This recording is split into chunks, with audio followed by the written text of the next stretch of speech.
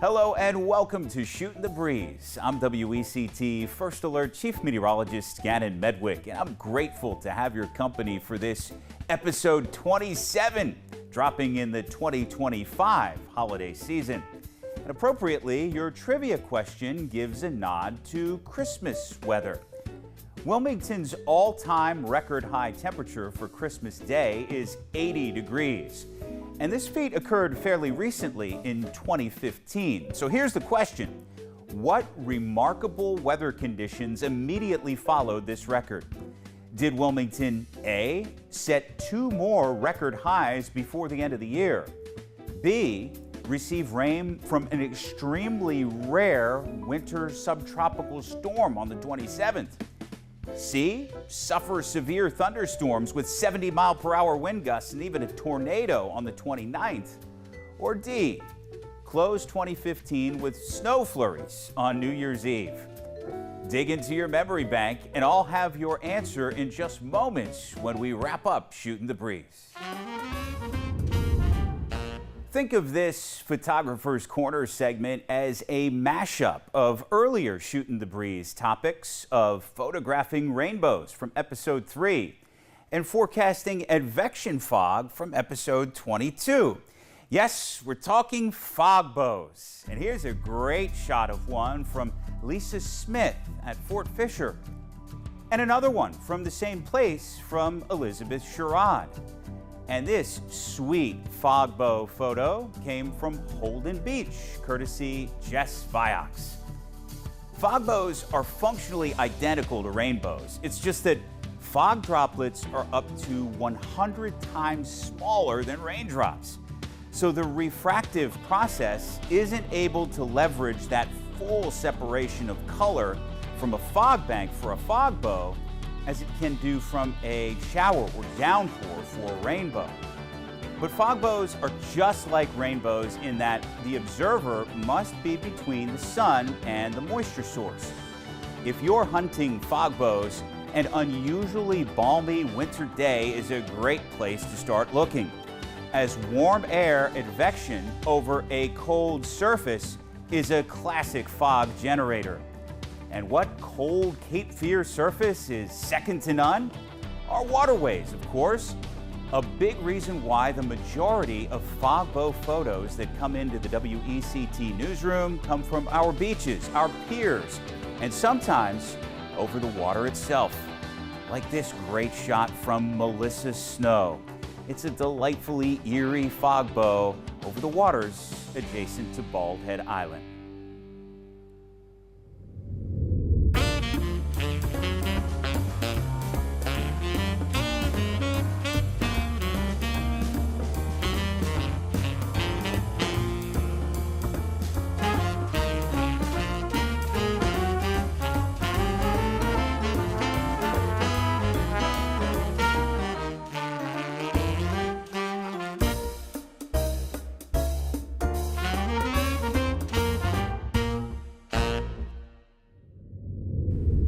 This Weather Lore segment is the first of a 3-part series you'll see this winter, where I shoot the breeze with WECT News resident entertainment guru Scott Pachilis about some classic weather-related movies. The first one I have up for us today is The Perfect Storm. Oh my. Right. So this was from mid-2000s? Yeah. Probably. Yes. I saw this one in theaters.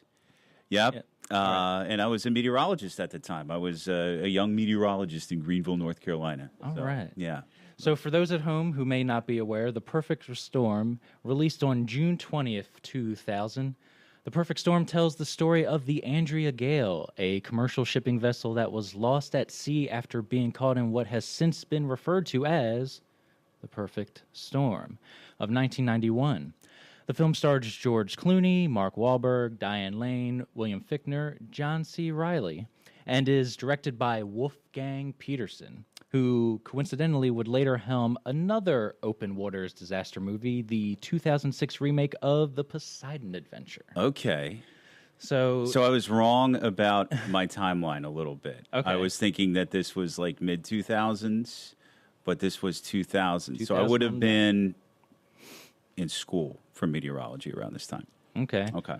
And do you remember seeing it in theaters, or remember enjoying it, or like what are your lasting impressions of this movie? I do remember it felt long, and I remember I do like Mark Wahlberg, so I was like, this is going to be a good movie, and of course it's about weather. Those were my takeaways. That was the trailer for the movie. Now, what I have next up for you is basically a scene from the movie where meteorology is at play. And I want us to talk about just how accurate all the weather terminology and things like that are. All right, we'll see if we turn this into Swiss cheese. Okay. So here is our clip from The Perfect Storm. Let's roll it.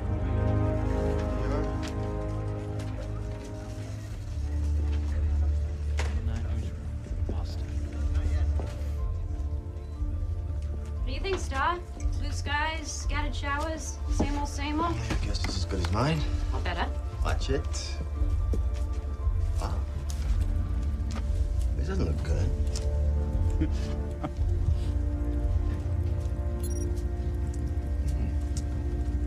It's pretty ugly here, too.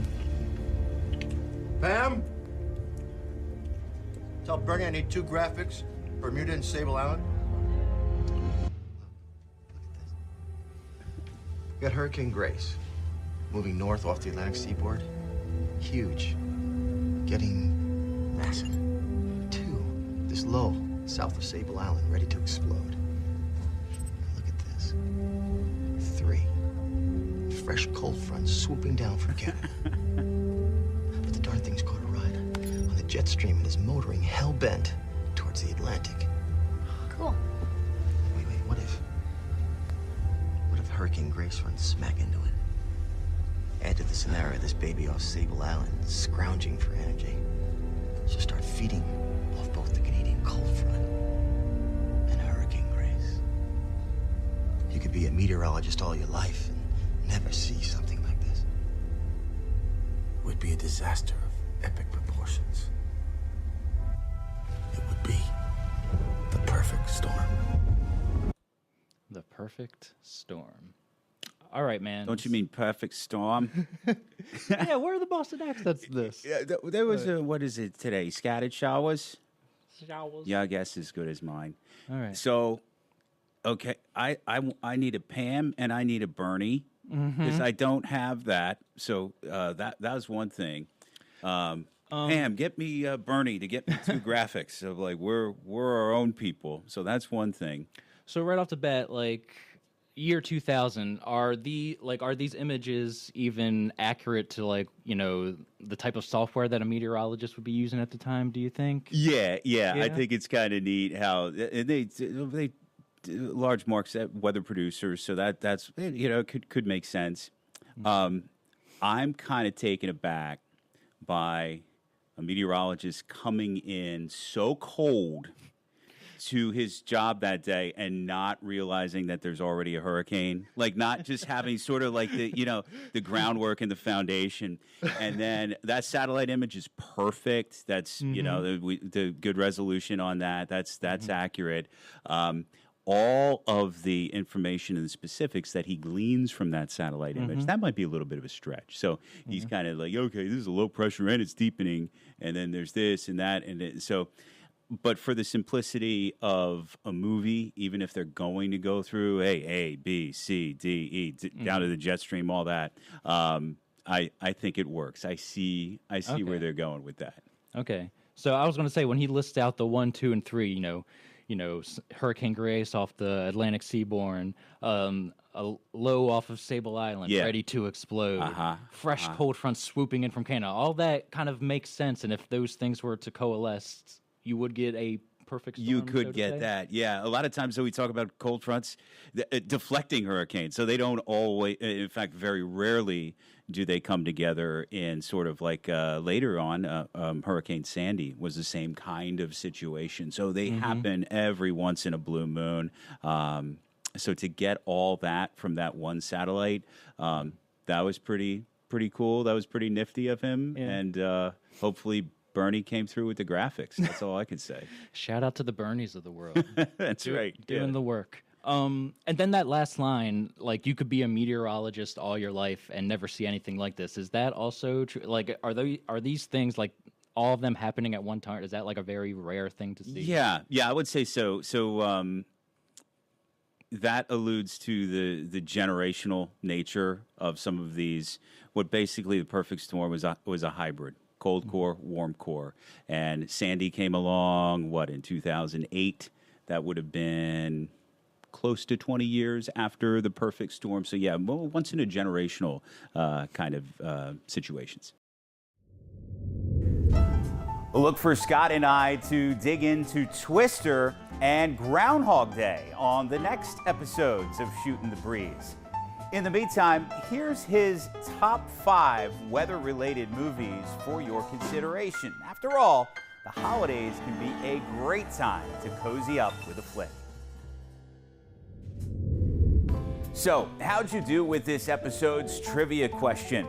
Wilmington's all-time Christmas Day record high temperature of 80 degrees, that was set 10 years ago in 2015, was followed by some more wacky weather. Kudos if you selected A from the choices. The end of 2015 was an absolute torch.